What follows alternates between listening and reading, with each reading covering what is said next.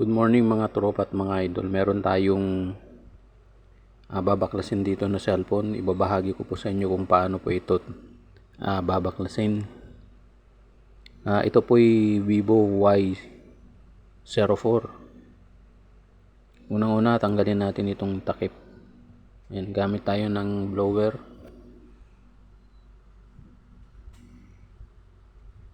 I-blower natin yung mga gilid-gilid niya kasi nandyan yung mga pandikit. Tapos gamit tayo ng panikwat. Isikwat natin ng kaunti do bandang gilid yung ating panikwat pag na lumampot na yung pandikit. Tapos yan, slide lang natin na po ganyan. Tapos ulitin natin na i-blower. Tapos sundan natin ng pang tanggal ng pandikit. Yan, ganyan mga idol.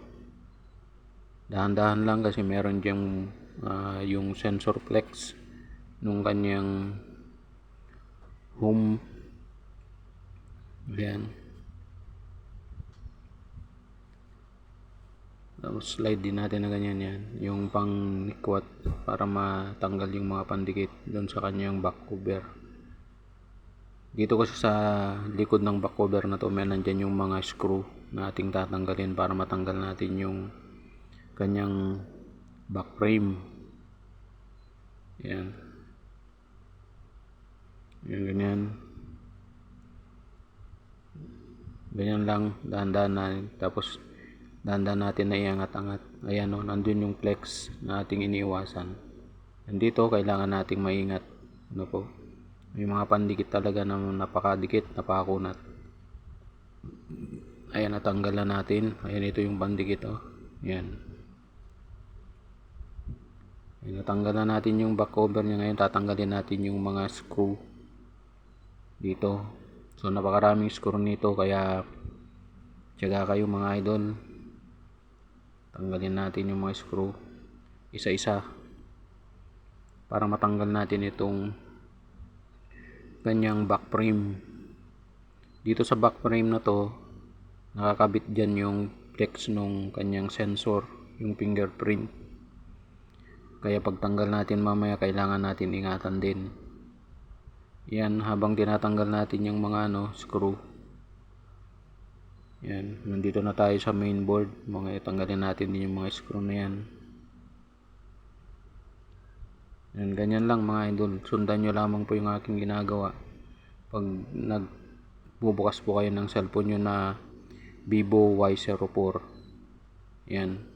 Itong mga binabahagi kong video ay isang guide lamang po ito. Ano po? Yan, pag natanggal na natin yung mask, tanggalin din natin yung SIM card tray.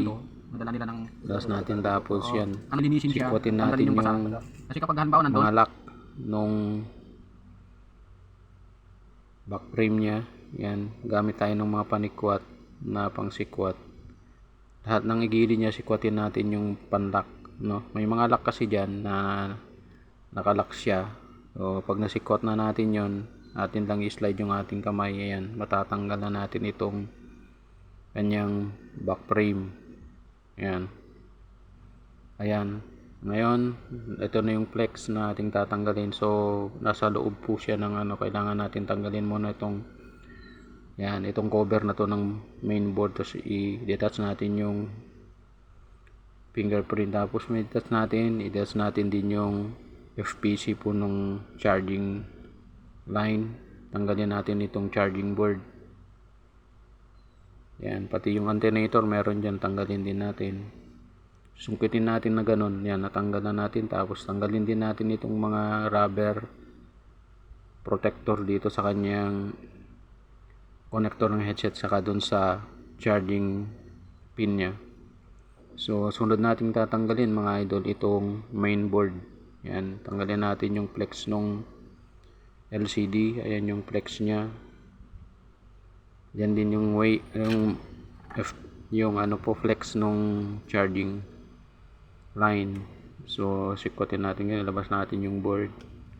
Ayan, ito yung main board nya. Ayan, ito yung main board. Kasama na yung mga camera doon. Ayan, sunod natin tatanggalin itong kanyang battery. Ayan, So gagamit tayo dito ng mga pangtanggal dito sa mga stick, yung mga plastic cover nito, para hindi pa pinalagyan ng ganito itong battery para hindi po mag-twist. Meron siyang mga scotch tape dyan na mga nakahawak sa kanya para hindi siya nag-twist, hindi gumagalaw.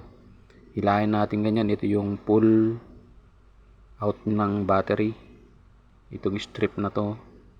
So napakahirap lang nga to, napakakunat kasi sobrang dikit nito mga idol, kaya kailangan natin ng puwersa dyan. So dahan-dahan lang para sa ganun hindi rin masira yung kanyang LCD frame at saka yung battery frame, yung frame na yan. Yan, natanggal na natin. So ilabas natin yung battery. Pag nilabas na natin yung battery, sunod nating tatanggalin, i-detach natin itong mga plastic cover na to na nakahawak doon sa flex din. Itong plastic cover na kasi yan, kasama na yung flex. So sunod natin, i-blower natin yung LCD. So dito sa LCD kailangan dahan-dahan natin dito para mabunot natin ng buo. Ayan, kailangan natin din i-blower yung bandang gilid para matanggal yung sealant ng LCD, lumambot siya. Pag yan, sisikwatin natin dito sa mga gilid-gilid niya ng manipis na panikwat. Huwag yung makapal mga idol para hindi pumabasag yung LCD. Lalong-lalo na po kung good pa yung LCD niya ng cellphone.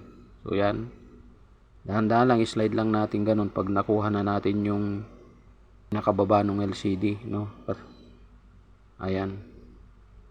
So i-blower din natin para lumambot yung sabay i-ano natin, slide natin ito. So dito sa baba dahan-dahan din kasi nandiyan yung flex, no? May flex diyan sa may may flex din dun sa may charging line. Ayan. So malapit na natin matanggal mga idol. Tanggalin natin yung tapos yan, nakadikit pa yan diyan sa may frame. So tanggalin natin yan, dahan-dahan natin.